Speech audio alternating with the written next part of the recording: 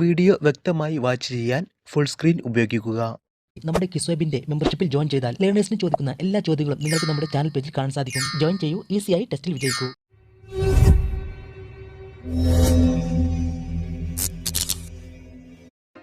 സ്വകാര്യ വാഹനത്തിൽ കൊണ്ടുപോകാവുന്നവരുടെ എണ്ണം രേഖപ്പെടുത്തിയിട്ടുള്ളത് ഡാഷിൽ ആണ്.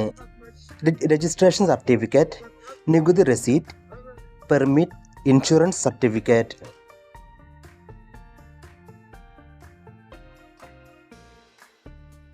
ഉത്തരം രജിസ്ട്രേഷൻ സർട്ടിഫിക്കറ്റിൽ. എപ്പോൾ ആണ് ഓവർടേക്ക് ചെയ്യുന്നത് നിരോധിച്ചിരിക്കുന്നത്? വെള്ളയോ മഞ്ഞയോ നിറത്തിൽ തുടർച്ചയായ മധ്യരേഖ കൊണ്ട് റോഡ് അടയാളപ്പെടുത്തിയിരിക്കുമ്പോൾ, ഇടുങ്ങിയ കലുങ്കിൽ, ജംഗ്ഷനുകളിലും കവലകളിലും, കാൽനട ക്രോസിംഗിലും. മുകളിൽ പറഞ്ഞവയെല്ലാം ശരിയാണ്.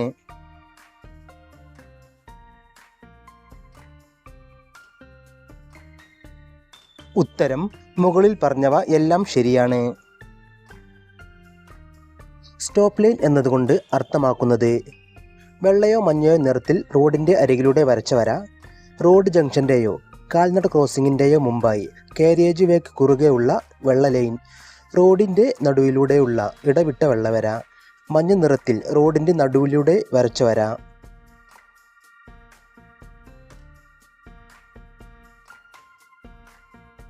ഉത്തരം റോഡ് ജംഗ്ഷൻ്റെയോ കാൽനട ക്രോസിങ്ങിൻ്റെയോ മുമ്പായി കാരിയേജ് വേക്ക് കുറുകെയുള്ള വെള്ള ലൈൻ. പിന്നിലേക്ക് 1 മീറ്റർ വരെ ലോഡ് പ്രൊജക്ഷൻ അനുവദനീയമായ വാഹനം ഏത്? ട്രാക്ടറിൽ, സ്റ്റേഷൻ വാഗണിൽ, ചരക്ക് വണ്ടികളിൽ. അനുവദനീയമല്ല.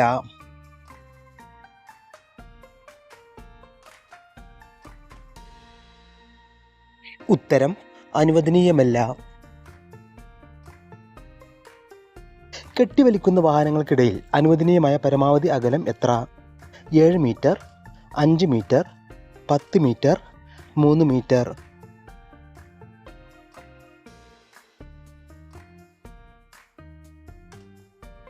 ഉത്തരം 5 മീറ്റർ. ഒരു ചരക്ക് വണ്ടിയിൽ കൊണ്ടുപോകാൻ കഴിയുന്ന പരമാവധി അനുവദനീയമായ ഭാരം എത്ര? പരിധിയില്ല. രജിസ്ട്രേഷൻ സർട്ടിഫിക്കറ്റ്, പെർമിറ്റ് പ്രകാരം അനുവദിച്ചിരിക്കുന്നത്, ഇൻഷുറൻസ് സർട്ടിഫിക്കറ്റ് പ്രകാരം അനുവദിച്ചിരിക്കുന്നത്. പരിധിയില്ല.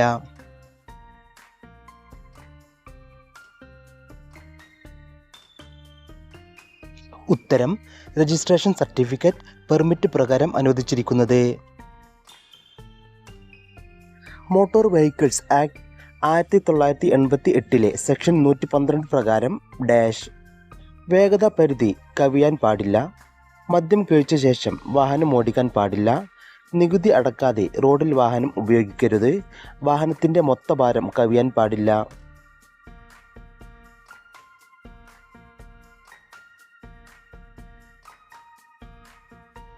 ഉത്തരം വേഗത പരിധി കവിയാൻ പാടില്ല.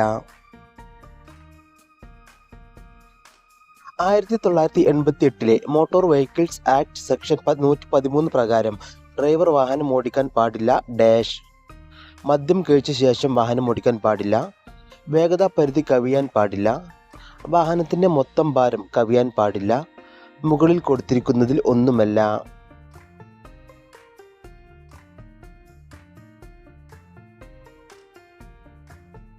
ഉത്തരം വാഹനത്തിൻ്റെ മൊത്തം ഭാരം കവിയാൻ പാടില്ല.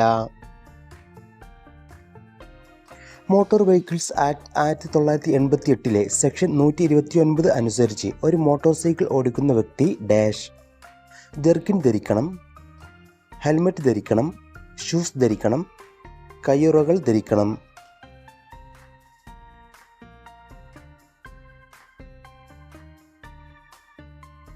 ഉത്തരം ഹെൽമറ്റ് ധരിക്കണം. സിഗ്സാഗ് ഡ്രൈവിംഗ് ഡാഷ് ആണ് ഇരുചക്ര വാഹനങ്ങൾക്ക് മാത്രം അപകടകരമാണ്, എല്ലായ്പ്പോഴും എല്ലാവർക്കും അപകടകരമാണ്, 4 ചക്ര വാഹനങ്ങൾക്ക് അപകടകരമാണ്, റോഡ് വഴുക്കുമ്പോൾ സിഗ്സാഗ് ഡ്രൈവിംഗ് സുരക്ഷിതമാണ്.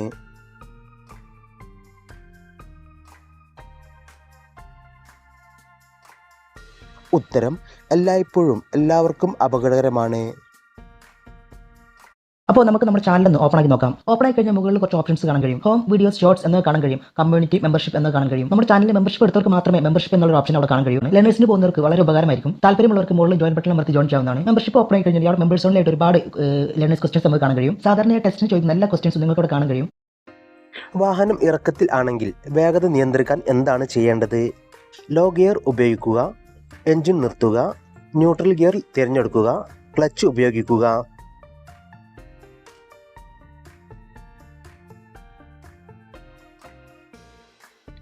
ഉത്തരം ലോ ഗിയർ ഉപയോഗിക്കുക. ഇരുചക്ര വാഹനം ഓടിക്കുമ്പോൾ ഹെൽമറ്റ് ധരിക്കണം. കാരണം ഡാഷ്. അത് നിങ്ങളുടെ വ്യക്തിഗത സുരക്ഷയ്ക്കാണ്. ഉയർന്ന വേഗതയിൽ പോകുന്നതിന്, റോഡിലെ ഏകീകൃതയ്ക്ക് അത് ആവശ്യമാണ്. എല്ലാ റോഡ് ഉപയോക്താക്കൾക്കും ഇത് സുരക്ഷിതമാണ്.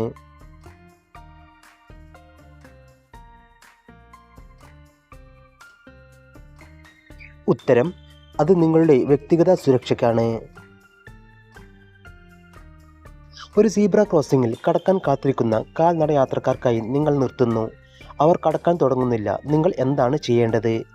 നിങ്ങളുടെ ഹോൺ മുഴക്കുക, ക്ഷമയോടെ കാത്തിരിക്കുക, നിങ്ങൾ ഡ്രൈവ് ചെയ്യാൻ തുടങ്ങണം, അവർ കടന്നു പോകുന്നുണ്ടോ ഇല്ലയോ എന്ന് ചോദിക്കുക.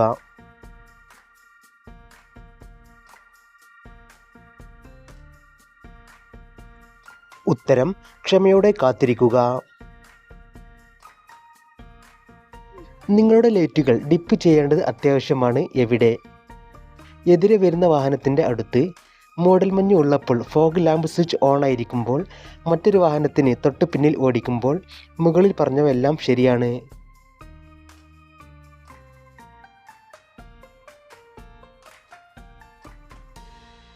ഉത്തരം മുകളിൽ പറഞ്ഞവ എല്ലാം ശരിയാണ്. ഏത് വാഹനങ്ങളാണ് പകൽ സമയത്ത് ഹെഡ്ലൈറ്റുകൾ ഓണാക്കി ഓടിക്കേണ്ടത്? മോട്ടോർ കാർ, നിർമ്മാണ പ്രവർത്തന വാഹനങ്ങൾ, അപകടകരമായ വാഹനങ്ങൾ, മോട്ടോർ സൈക്കിളുകൾ.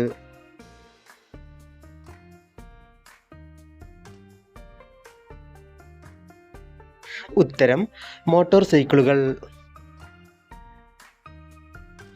നിങ്ങൾ വാഹനം ഓടിക്കുമ്പോൾ ഹെഡ്ലൈറ്റ് ലാമ്പുകൾ ഫ്ലാഷ് ചെയ്ത് ഒരു വാഹനം പുറകെ വേഗത്തിൽ വരുന്നു. എന്ത് ചെയ്യണം? നിങ്ങളുടെ പിന്നിൽ ഗ്യാപ്പ് നിലനിർത്താൻ വേഗത്തിലാക്കുക. നിങ്ങളുടെ ബ്രേക്ക് ലൈറ്റുകൾ കാണിക്കാൻ ബ്രേക്കുകളിൽ സ്പർശിക്കുക. സുരക്ഷിതമാണെങ്കിൽ വാഹനത്തെ മറികടക്കാൻ അനുവദിക്കുക. നിങ്ങളുടെ വാഹനം നിർത്തുക.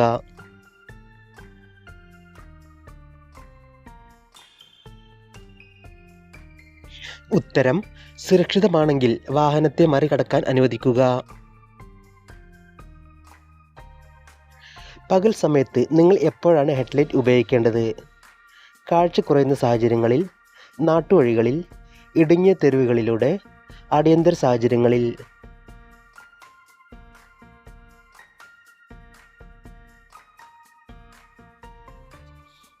ഉത്തരം കാഴ്ച കുറയുന്ന സാഹചര്യങ്ങളിൽ. രണ്ടുവരി പാതയുടെ അടിസ്ഥാന നിയമം. ഓവർടേക്ക് ചെയ്യുന്നില്ലെങ്കിൽ ഇടത് ലൈനിൽ തന്നെ തുടരുക. ഏറ്റവും കുറഞ്ഞ ട്രാഫിക് ഉള്ള പാത നിലനിർത്തുക. ഉയർന്ന വേഗതയിൽ എല്ലായ്പ്പോഴും വലതു പാതയിൽ തുടരുക. മധ്യ ലൈനിലൂടെ ഡ്രൈവ് ചെയ്യുക.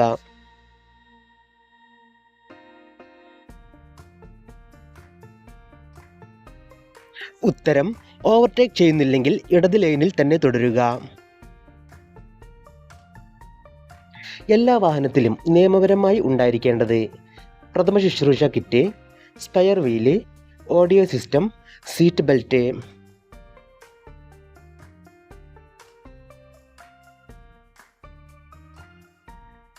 ഉത്തരം പ്രഥമ ശുശ്രൂഷ കിറ്റ്. പബ്ലിക് സർവീസ് വാഹനത്തിൽ കൊണ്ടുപോകാവുന്ന അപകടകരമായ വസ്തുക്കൾ ഏതൊക്കെയാണ്? സ്ഫോടക വസ്തുക്കൾ, വാഹനങ്ങളുടെ ഇന്ധനവും ലൂബ്രിക്കൻറ്റും, ചെറിയ ആയുധങ്ങളുടെ സുരക്ഷിതമായി പാക്ക് ചെയ്ത കാർട്രിഡ്ജ്, ഗ്യാസ് സിലിണ്ടർ.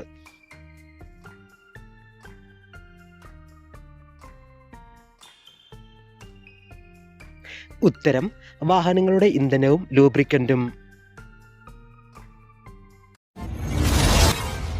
എല്ലാവരും നിങ്ങൾക്ക് കിട്ടിയ സ്കോർ താഴെ കമൻറ്റ് ചെയ്യുക, ലൈക്ക് ചെയ്യുക, മറക്കാതെ സബ്സ്ക്രൈബ് ചെയ്യുക. Thanks for watching.